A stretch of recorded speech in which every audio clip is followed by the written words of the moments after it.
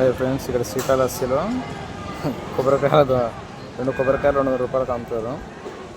ఈ లడ్డు నల్లగా ఉన్న వ్యక్తి ఒక ఆయన అక్కడ నిలబడి ఎల్లో షర్ట్ ఆయన, ఈ బ్లూ కలర్ చీర ఆమె, ఆ బైక్ మీద కూర్చున్న ఒకతను. ఇక్కడ స్వామివారి సీతారామ ఆలయం ఉంటుంది. హనుమాన్ టెంపుల్ కాడ కొబ్బరికాయ కొడితే శని దోషాలు పోతాయని చెప్పేసి మూఢనమ్మకం అని చెప్పేసి అక్కడ పసుపు కుంకుమ అక్కడ మళ్ళీ